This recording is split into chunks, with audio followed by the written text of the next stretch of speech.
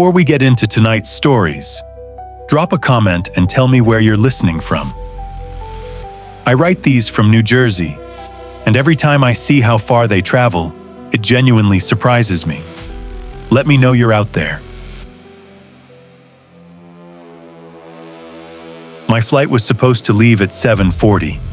By 9 p.m. they'd pushed it to 11:55, and by the time I'd accepted that and found a seat near the gate, the terminal had gone quiet in that specific late-night airport way. Half the shops shuttered, the overhead lighting dimmed in the sections nobody was using, the whole place feeling like a version of itself after hours. I was 23, traveling alone, coming back from a long weekend, visiting a college friend in a city I didn't know well. Nothing dramatic about the trip. I was tired, and I wanted to be home.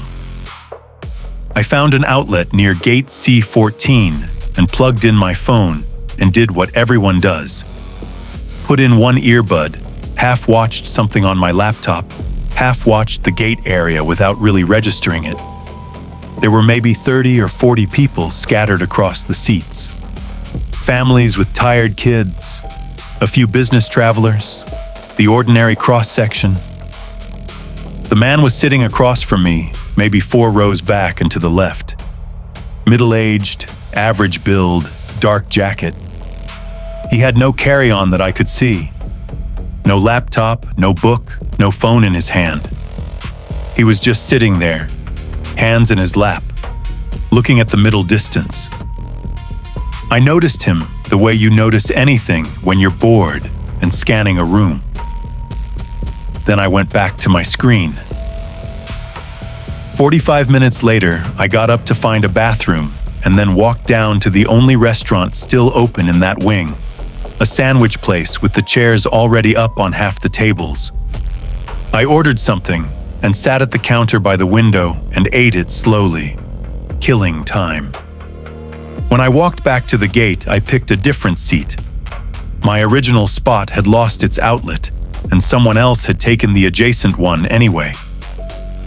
I settled in, dug my charger out, and looked up. The man in the dark jacket was now sitting maybe 2 rows in front of where I'd just sat down. Same posture, hands in his lap, not looking at me, or not appearing to. I want to be precise about what I thought, because I think a lot about the way I reasoned myself out of it in real time. I thought, he moved when I was gone and just happened to end up closer. I thought, I don't know where he was sitting originally. I'm not sure it was actually across from me or just somewhere in that general area. I thought, I'm tired, and this terminal has been my whole world for 4 hours, and I'm starting to see patterns. I put my earbud back in. An hour later, I got up again to throw something away, and when I came back, different seat, closer to the gate counter, I did a thing I'm not entirely proud of. I sat down and then very slowly, like I was just stretching, turned and looked behind me. He was there.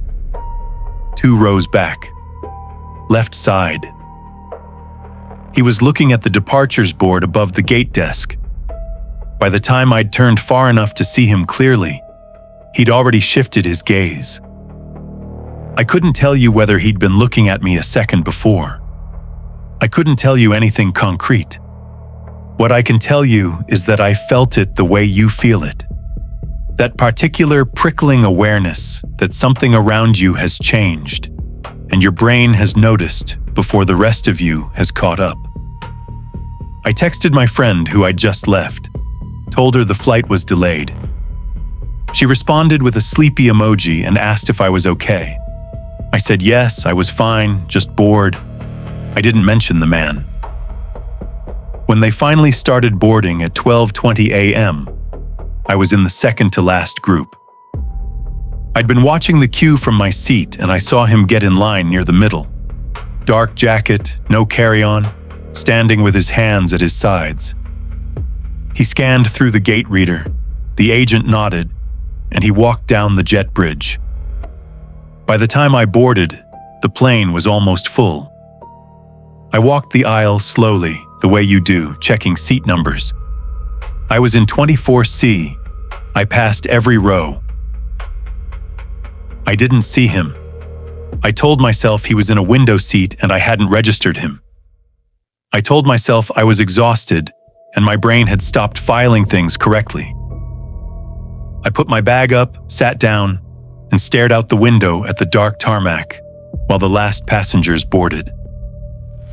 I slept for most of the flight, woke up to descent, that pressure change, gathered my things on autopilot, filed off the plane with everyone else. Baggage claim at 3:10 a.m. I was standing at the carousel, watching the belt, when I felt that thing again. The prickling. I looked up. He was walking past baggage claim, maybe 20 feet away, moving toward the exit. He glanced over as he passed. Not a long look, just a glance, the kind you'd give anyone. And then he smiled, small, quick, and kept walking. He had no luggage.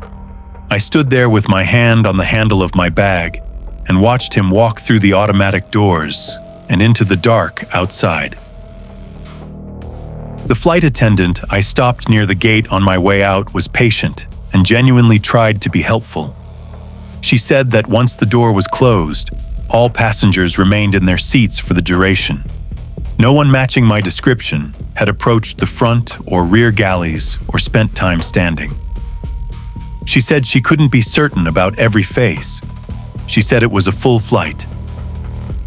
I filed a report a few weeks later, after something else happened that I'm not going to get into here, because it's still ongoing in ways I can't describe publicly.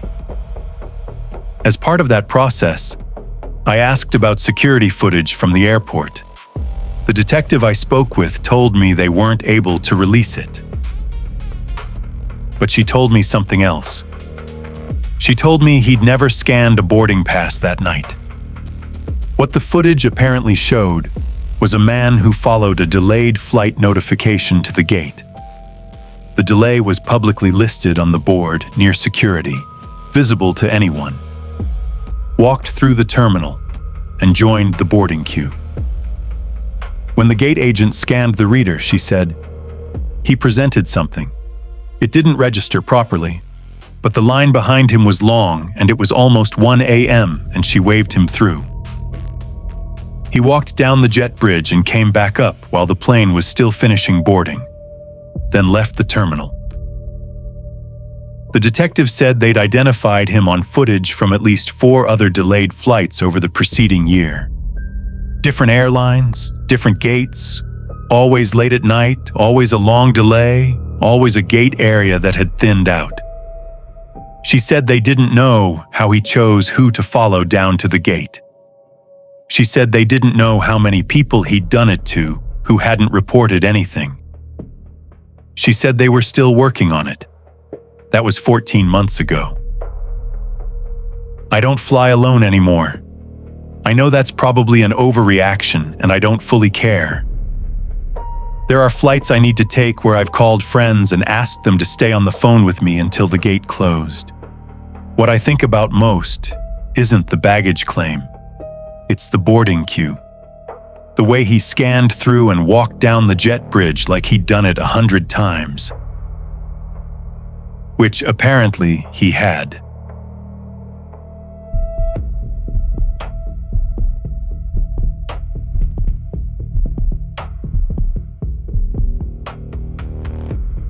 It was Derek who noticed first. He just didn't say anything for almost 2 hours. That part bothered me later. Not because I blamed him, but because I'd noticed too, and I hadn't said anything either. There's something about being in a car with other people that makes you not want to be the one who says the thing. Like you're embarrassed by your own instincts. We were 3 hours into a 5-hour drive home from the lake. Sunday evening, late August, that specific kind of tired that comes from a weekend of doing nothing in the best possible way. Max was driving. I was in the passenger seat. Derek was in the back with his feet up and his hat over his face, or pretending to be. The interstate was light, post-weekend traffic thinning out, the sky going orange and then gray. The white SUV had been behind us since at least the rest area outside Belleville. I'd clocked it without really clocking it, the way you notice a car that stays in your peripheral vision a beat longer than others. Nothing specific. Just a white SUV, maybe 10 years old, riding at a consistent distance in the right lane while Max kept us in the center. We stopped for gas around the 6:15 mark. Max filled the tank while I went in for drinks, and Derek used the bathroom. When I came back out, the white SUV was at the pump island across from ours. The driver hadn't gotten out. I noticed. I put it somewhere in the back of my mind and got in the car. 20 minutes later, Max took an exit ramp for a fast food place, and we sat in the drive-thru for maybe 8 minutes. When we pulled back onto the feeder road toward the on-ramp, the white SUV was in the parking lot. Nose out, facing the road. Still running. I could see the exhaust in the cooling air. The driver still hadn't gotten out. I looked at Derek in the mirror. He was looking at the SUV. Then he looked at me. Neither of us said anything. Max merged back onto the interstate. 2 minutes later, the SUV was behind us again. Same distance, same lane. What I keep thinking about is the silence in that car for the next hour and 45 minutes. 3 people who'd known each other since college, who talked over each other constantly on a good day, and nobody said a word about it. We made small talk. Max found a station he liked. Derek commented on something on his phone. And the whole time, I know we were all watching that rear-view mirror, or the side mirror, each of us doing quiet math and not sharing any of it. Derek told me later he'd started timing exits. He'd pick one on the sign ahead and watch. Every time Max stayed on the highway, the SUV stayed on the highway. Once, around mile marker 190, Max changed lanes without signaling, just drifted over, and the SUV followed within about 10 seconds. Not rushed, just followed. It was fully dark by the time Derek finally said it. That SUV has been behind us since the rest area. Max's eyes went to the mirror, a long pause. I know, he said. I said I knew too. The 3 of us sat with that for a minute. Then Max said very calmly that he was going to take the next exit. The SUV took the exit.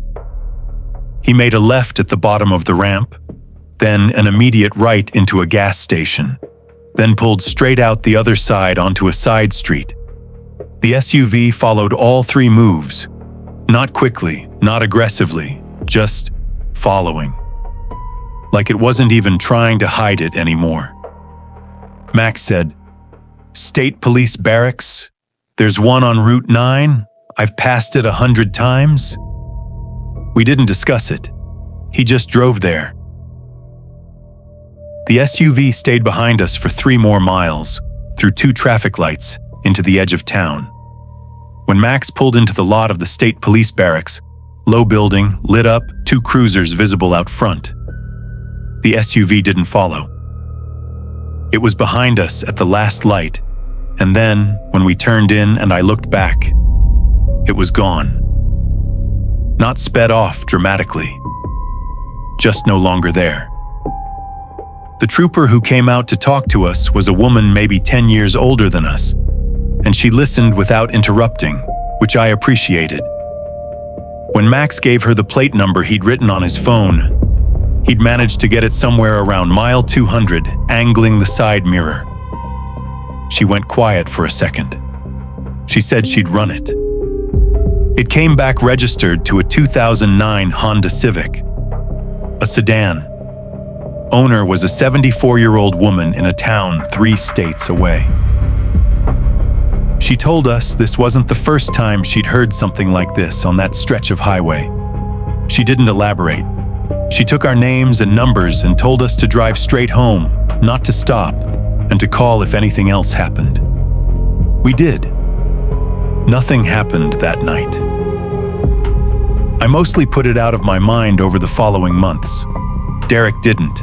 He called me in late November. He'd been leaving his apartment building for work, early morning, still dark, and there was a white SUV parked across the street. He said he almost didn't think anything of it, except for the headlight. Driver's side, a crack running through the upper corner of the housing. He'd noticed it in his mirror during those last miles on the highway. Same crack. Different plate this time. He wrote it down, took a photo on his phone. He called the barracks and gave it to the same trooper. She took it down and thanked him and said she'd look into it. He doesn't know if anything ever came from that. She never called back. What I think about sometimes is how long it was already going on when we noticed. We'd been driving for 3 hours before the gas station. The SUV might have been behind us the entire time, and we just hadn't looked. 6 hours is what we confirmed, but the drive was 8. And the other thing I think about, though I try not to because it doesn't go anywhere useful, is that Derek lives alone. He parks in the same spot every night. He leaves for work at the same time. He's never seen the SUV again, as far as I know. I haven't asked him in a while.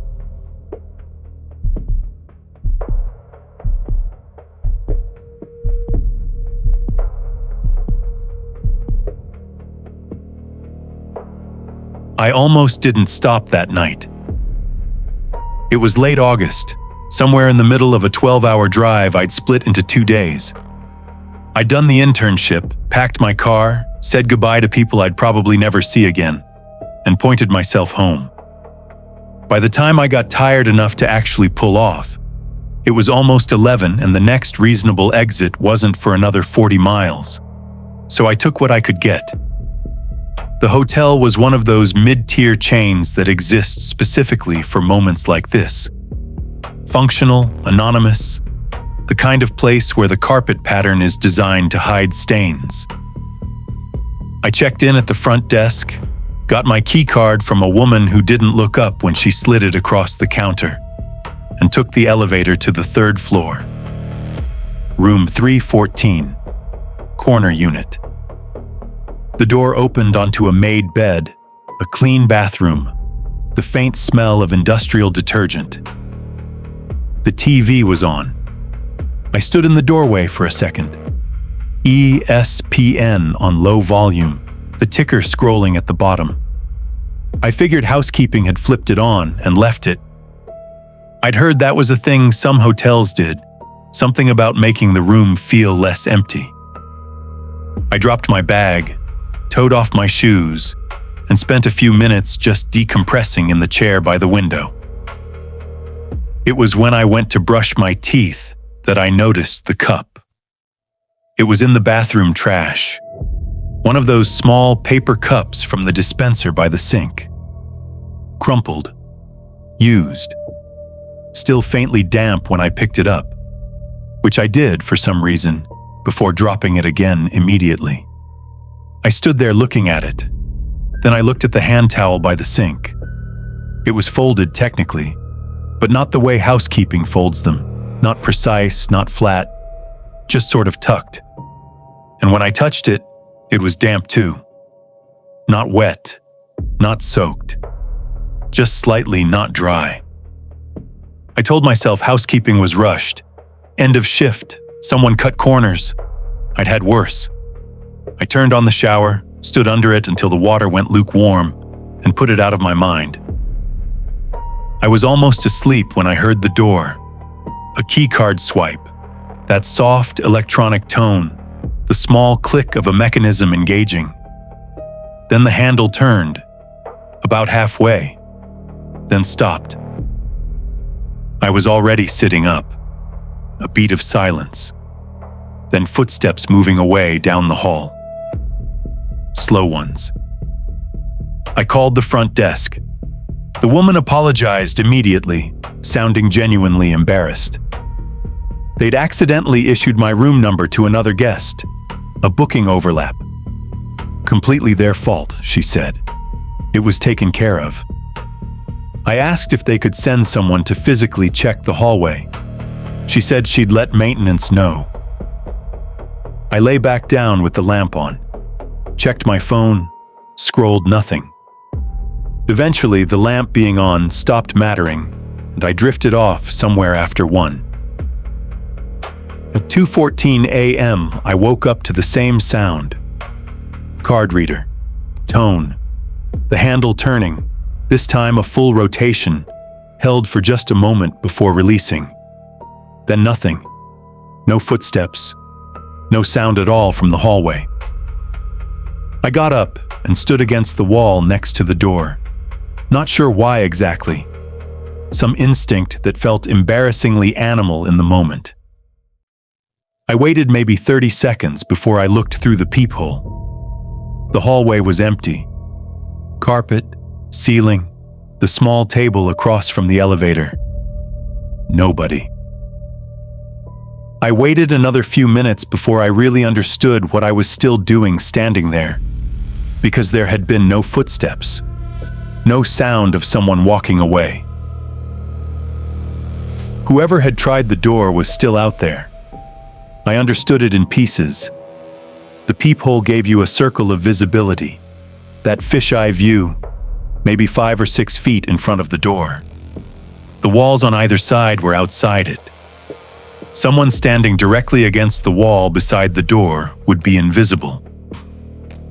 I tested it by pressing my eye against the glass and moving my head. Nothing but empty corridor no matter how I angled it. I called the front desk again.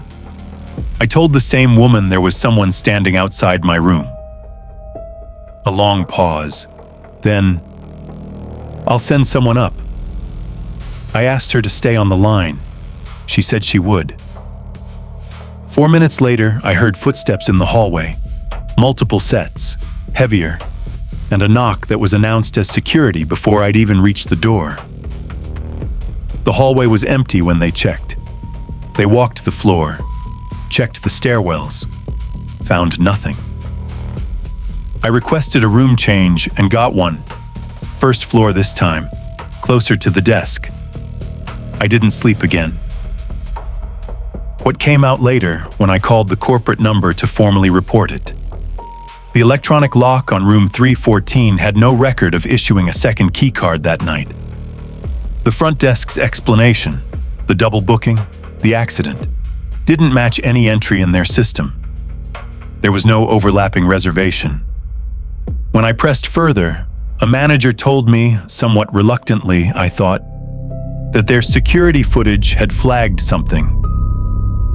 Over the past several months, a man appeared periodically on the hotel's cameras.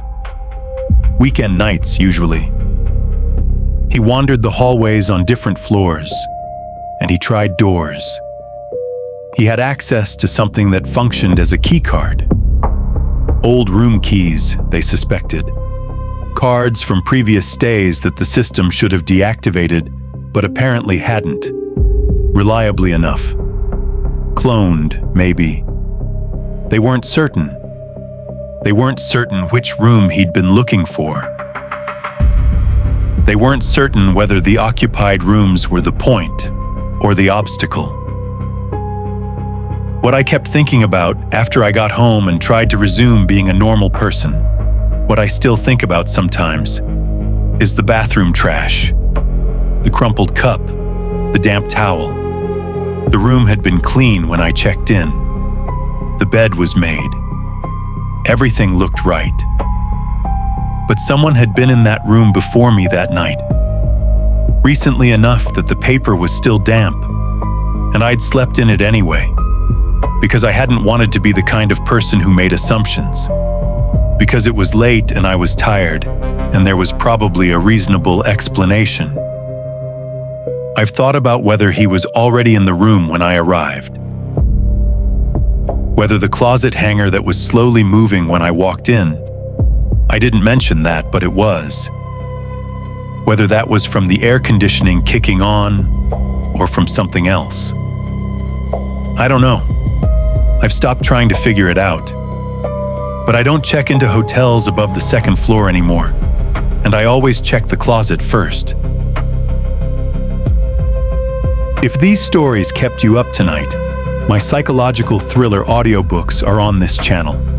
Full length, same dark tone, completely free. Start with The Husband. Link in the description.